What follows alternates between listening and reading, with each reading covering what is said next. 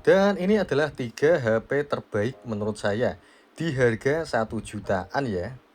Dari ketiga HP ini saya paling suka.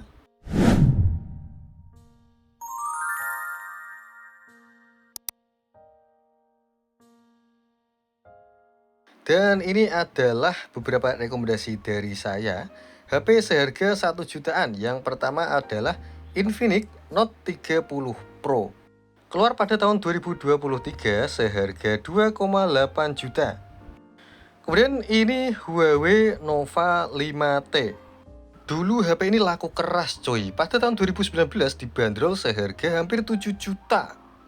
Kemudian berikutnya produk dari Vivo V20. Keluar pada tahun 2020 dan saat itu HP ini dibanderol seharga 5 juta. Dan di tahun ini 2024 akhir, HP ini dibanderol seharga 1 jutaan saja. Dan itu sangat worth it untuk dibeli ya, mengingat spek dan fiturnya yang mantap cuy. Daripada kalian membeli HP-HP keluaran terbaru di tahun ini ya kan, speknya ampas cuy. Tapi kembali lagi ke kebutuhan masing-masing ya. Jika kalian pengen HP yang lemot, ya silahkan beli yang baru aja. Dan langsung saja close dan jangan tonton video ini. Tapi jika kalian adalah netizen budiman, cerdas, dan beriman, maka saya sarankan untuk menonton video ini sampai selesai dan jangan lupa subscribe. Yang pertama adalah Nova 5T. Untuk saat ini, harga HP ini tidak sampai 2 juta. Membawa fitur yang komplit dan spek setara flagship cuy, Kirin 980. Dan bagi kalian yang belum tahu, Huawei ini terkenal dengan hasil kameranya, termasuk HP ini. Hasil kamera maupun perekaman mantap, ada 4 buah lensa kamera. Dibekali lensa utama sebesar 48 megapiksel, 16 megapiksel ultrawide, kemudian 2 megapiksel untuk kamera makro dan deep sensor. Kalau dilihat dari umurnya, HP ini sudah cukup tua coy, umurnya 5 tahun. Tapi mampu menghasilkan kualitas gambar yang menurut saya di atas rata-rata HP pada umumnya. By the way, seri Nova itu bukan flagshipnya Huawei ya. Jadi kelasnya mid-range coy. Tapi untuk harga yang ditawarkan ini sudah melampaui ekspektasi. Gambar yang dihasilkan detail. Dan antara lensa utama dan ultrawide, hasilnya tidak terlalu jomplang ya, cukup mirip. HP ini juga bisa merekam sampai 4K loh. Dan laju bingkai yang bisa sampai 60 fps. Ngomong-ngomong soal Kirin 980, ini adalah prosesor yang dipakai pada flagship Huawei pada saat itu, yaitu Huawei P30 Pro. Sayangnya HP ini hanya mendukung panel layar IPS ya, dan sidik jarinya diletakkan di samping layar. Itu saja sih menurut saya kekurangannya, yang lain mantap. Performanya ngebut, buka tutup aplikasi, scrolling medsos lancar jaya. Dan penyimpanan yang 128 GB menurut saya masih worth it digunakan di tahun ini. Apalagi HP ini masih mendukung layanan Google Service ya. Kapan lagi coba punya HP Huawei yang mendukung layanan Google? HP Huawei didukung dengan layanan Google pasti akan mengubrak-abrik pasar handphone dunia cuy. By the way, ini saya jual murah saja ya, hanya 1,7 juta. Kemudian kita bahas Vivo V20. Dan kenapa saya merekomendasikan HP ini? Yang pertama ya harganya murah, yang kedua kualitas kameranya yang tidak main-main. Resolusi kamera utama sebesar 64 megapiksel dan mendukung video perekaman ultra stabil. Fitur kameranya lengkap, ada lensa ultrawide dan juga lensa makro. Soal hasil gak usah ditanya ya, Vivo seri V memang bukan seri flagship, tapi sangat diperhatikan oleh Vivo. Termasuk di sini soal kameranya. Kualitasnya mantap, setara flagship cuy. Hasil gambar terlihat jelas, tajam, dan warnanya pun juga sesuai.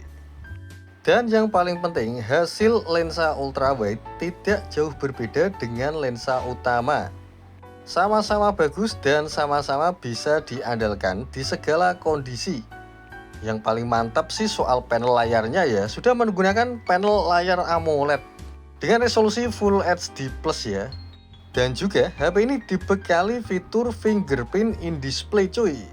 Sidik jari di dalam layar. Kapan lagi coba HP 1 jutaan sudah bisa mendapatkan fitur fingerprint in display. Dan ini saya jual hanya 1,5 juta saja ya. Untuk info dan detail bisa langsung kontak nomor saya yang saya sertakan di deskripsi. Dan kalau kita bahas soal prosesornya, HP ini menggunakan Snapdragon 720. Prosesor paling adem dan paling stabil. Bahkan Oppo pernah menggunakan prosesor ini sampai 3 generasi cuy. Oh ya, lupa saya sebutkan ya, HP ini mendukung fitur ultra stabil, membuat hasil perekaman menjadi lebih bagus. Dan ini dia contohnya. HP sejutaan loh ini, videonya stabil loh. Hanya 1,5 juta saja. Gimana menurut kalian guys? Mantap gak? Gak heran sih dulu harganya fantastis, mengingat fitur yang diberikan cukup banyak cuy. Oke, sekarang rekomendasi terakhir di harga 1 jutaan. Produk Infinix yang belum lama ini launching, Infinix Note 30 Pro. Soal fitur, HP ini gak kalah dengan flagship. Mulai dari desainnya yang mewah, resolusi kameranya yang cukup tinggi 108 megapiksel, dan juga support pengecasan nirkabel atau wireless charging. Panel layarnya juga mantap, sudah menggunakan AMOLED dengan resolusi Full HD+. Menggunakan chipset Helio G99. Soal performa gak usah ditanyakan guys, karena chipset ini digunakan di banyak sekali HP. Hal itu menandakan bahwasanya chipset ini sudah teruji dari sisi kualitas dan juga harganya. Sayangnya HP ini hanya mendukung fingerprint di samping ya.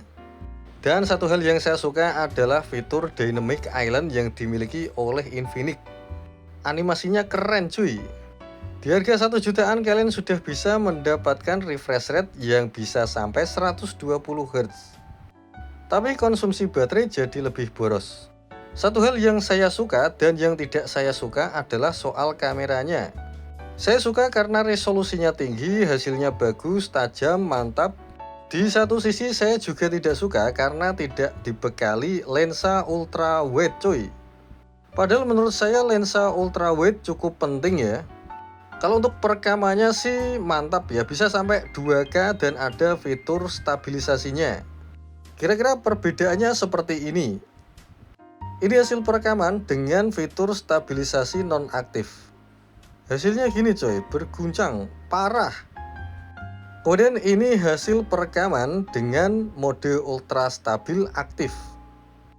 Sayangnya hanya berjalan di 30 fps saja. Jadi gimana nih guys, dari ketiga HP ini, menurut kalian mana yang paling mantap?